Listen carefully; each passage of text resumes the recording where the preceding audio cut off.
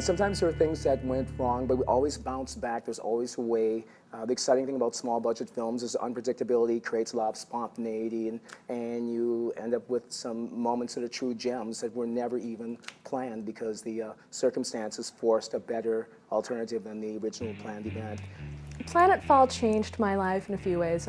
You know, obviously the knitting.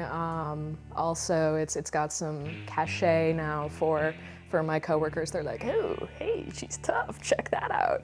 And also I sprained my ankle. It was not actually during the fight scene.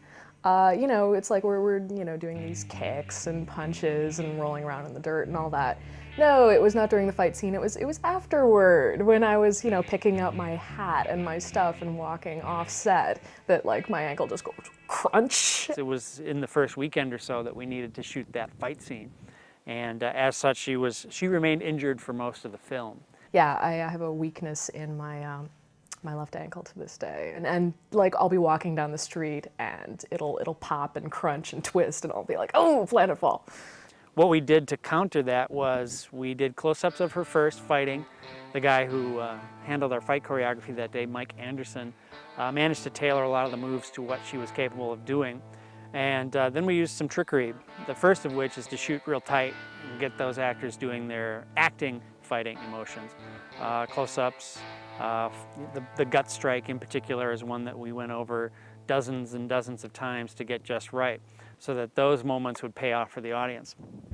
For the reverse angle, when you see Bill's violence, we used Kara Ulrich, who is one of the actresses in the film. She plays Gamma. Kara was the same height as Latha, and if you put a hat on her, put the vest on, and get her going, things look pretty good. They actually cut together very well.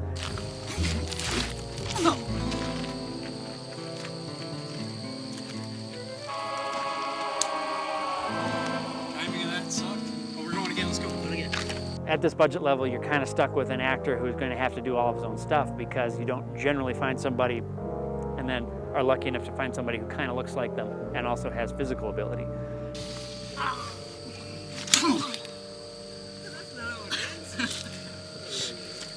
They win! Oh, shit. You know what I really felt bad about? Was I was such a klutz with my handguns. I had a belt and I had, I don't remember how many pieces of weaponry and other gadgets that I had on it. I was always struggling to keep them on my body, and it kind of felt like a one-man band, you know, ka-chung, ka-chung, ka-chung, ka-chung. But it was really cool, and I totally think it made the outfit, you know. But yeah, every now and then I'd be doing a scene and I'd be running, and all of a sudden something would go doink. No! And the plastic gun would lose yet another piece. But they really look cool in the film. We were going to do a cantina scene, right, with a... Can't say cantina, that George Lucas has that. Okay, all right, we were going to do bar. Okay, we were going to do a space diner, space bar. We were supposed to film at this restaurant. You know, this is one of those things, like, at the time, you're just like, ah, and then almost instantly later, you're like, God, remember that time? You know, it turns to laughter so right away. The bar scene is like all these kind of weird costume creatures and aliens. Everything had been taken care of, everybody, all the extras, everything was organized, everybody was in costume, we show up, everybody's there, and the owner just doesn't come to open up the bar. The person who was supposed to let us in never showed. And we waited, and we waited, and we waited. And I think it was actually a cold, rainy day, and there were a bunch of aliens standing outside this place waiting for the building to be opened. So there we were all standing around in the stone, so okay, screw this, let's go to the studio and we'll film there. And everybody just really pitched in and made that place look like some sort of space cafe, which is really cool because I think in the film, it does. Within an hour we had the whole studio set up for the shoot, and we went in and did it. So it was just kind of that spontaneity. It's really cool. In that location, it actually worked out better angles and everything. It was just a more comfortable work environment. It worked out beautifully, and that's just one of those unpredictable moments of independent film that I was talking about. If you had a big budget film, you'd be like, okay, we're blowing thousands of dollars, and this isn't working, and we're screwed. But this is a situation where we can just kind of go and do something else, and it works. I mean, you would never know, and it's actually the same place. Little trivia for you. It's the same place as where Cyrus Theed's office is. It's the same hallway. That's a hallway. It's a white brick hallway, but it's a space cafe, baby. I don't like you. My friend doesn't like you. You'll just watch yourself. Okay. You say so. That's pointless. We're terrible. Come on. This chick came, she sliced him in half.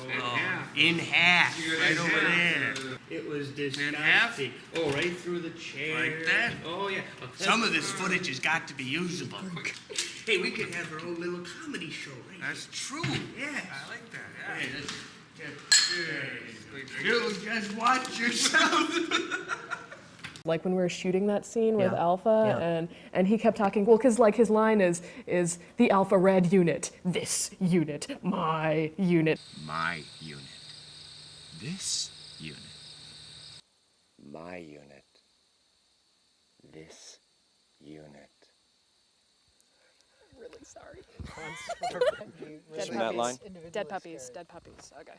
Yeah, you have to Make me laugh. You're hearing all of it. This unit. Nice unit. My nice. No. You don't exist.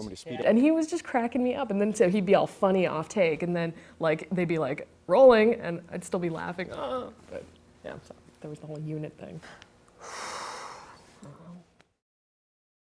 I gave up my car for this production. And what kind of car is it? That was a 1981 Volvo 264 DL. Does it have a name? It does. It has it was the Fett car. Really? It was. It had the Mandalorian Super Commando symbol. You know, Boba Fett's symbol. That's nice. Get a look at that. There you go. On the all right. Wow. All right, that's enough. That's Come on, enough. settle. That's enough. All right, please. On the hood, and I paid the $100 for the Fett car personalized license plates, and I'm driving down there in the caravan with the fabulous our fabulous still photographer Jessica Rogers, and then all of a sudden loss of power. You know what that is? That's a cracked cylinder. They don't have those in the future. No. In 2001 though, we do.